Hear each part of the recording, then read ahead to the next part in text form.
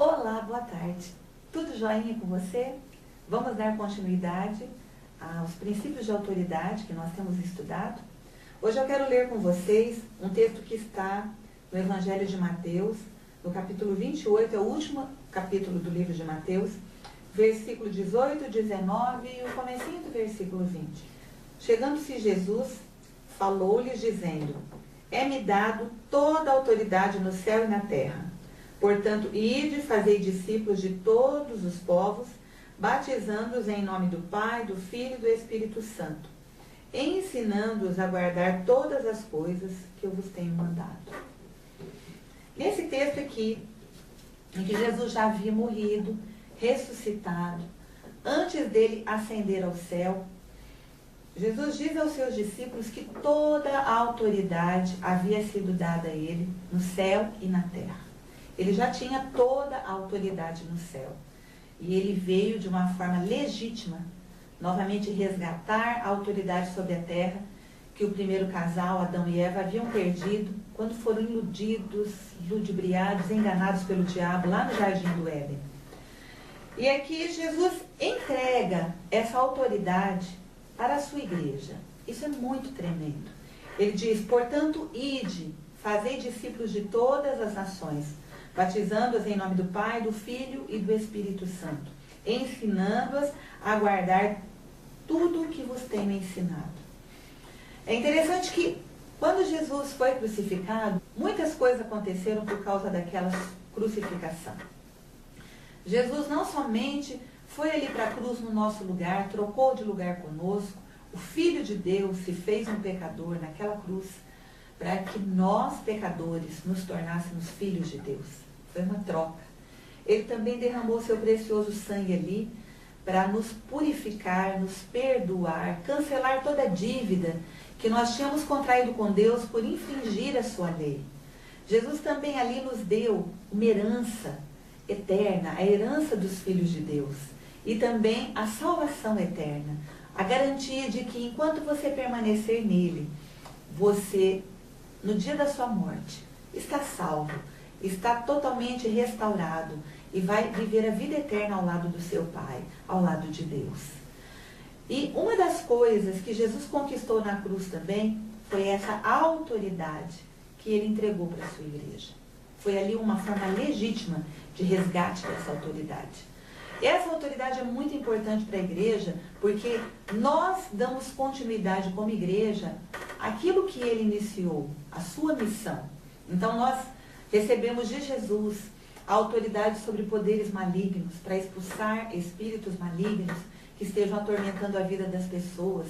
Para onde nós pisarmos com a planta dos nossos pés, nós fazemos com que dali bata em retirada todo o poder das trevas que esteja oculto, para impormos as mãos sobre os doentes e eles serem curados, para levarmos uma palavra ao cansado, ao abatido, ao que está desanimado, para quebrar as prisões em que muitas pessoas estão cativas, para devolver a vista aos cegos, como ele disse, para anunciar o ano em que Deus se tornou favorável ao homem, para anunciar a libertação que Jesus veio trazer. Se você faz parte da Igreja de Cristo, se você é um cristão, então é assim que você deve viver neste mundo.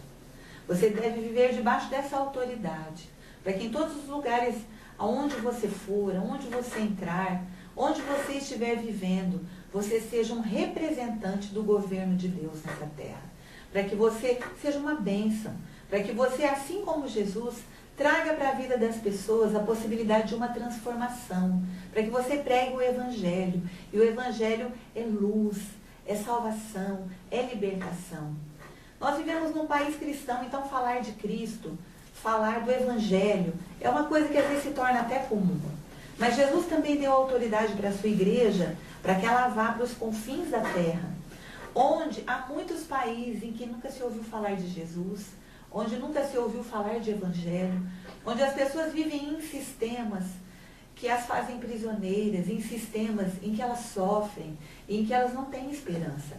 Essa semana mesmo, eu li na internet uma reportagem e eu fiquei muito abalada. E quando eu fui dormir eu chorei muito, porque ali falava do regime muçulmano, do regime árabe, em que um homem de 40 anos comprou uma filha de um pai, uma menina de 8 anos, por $6.000, se não me engano, e essa menina se tornou a sua esposa. Ela acabou morrendo, lógico, porque ela não tinha condições de ter uma vida sexual com um homem de 40 anos, né? Ela foi totalmente machucada e aquilo me fez muito mal, aquilo me entristeceu muito.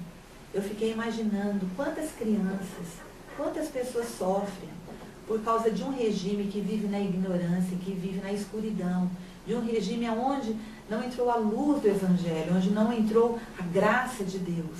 Nós temos o privilégio de viver em uma nação cristã. Ela tem todos os seus defeitos, mas nós temos a possibilidade de ouvir falar de Jesus, de ler a Bíblia, de frequentar uma igreja e de nos tornar cristãos legítimos, que não somente receberam de Deus a graça da salvação, mas que também receberam dele o encargo de levar o Evangelho da salvação a todos os lugares.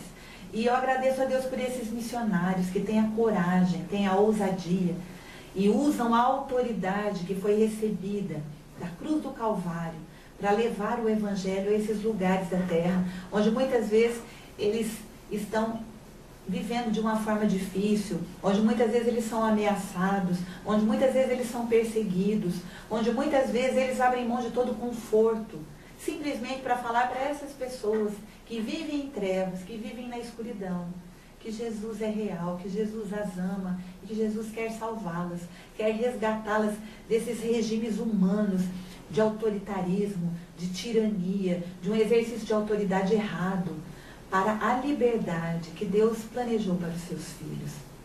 Se você é um cristão, então esteja incumbido de ser um portador das boas novas do Evangelho. Jesus não deu isso somente para você. Jesus fez de você um canal para que você leve isso para outras pessoas.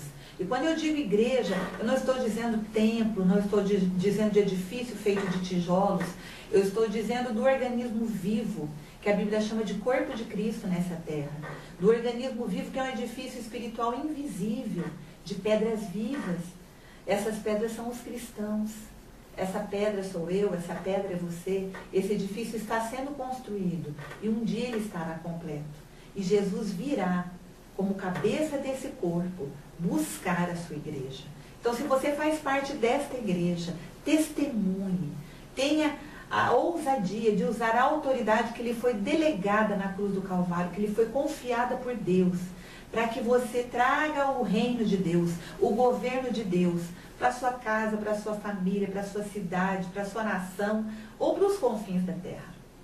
E se você ainda é uma pessoa que está me ouvindo e não faz parte da família de Deus, não faz parte do corpo de Cristo, não faz parte desta igreja, eu quero te dizer que Jesus te convida a vir até Ele, a entregar a sua vida a Ele, a fazer uma oração de entrega, de confissão de que você esteve longe dele até agora, mas que você quer fazer parte do corpo de Cristo, desse organismo invisível que é a Igreja de Deus na Terra, a quem Jesus confiou a sua autoridade, para que ela continue fazendo a obra que Ele iniciou.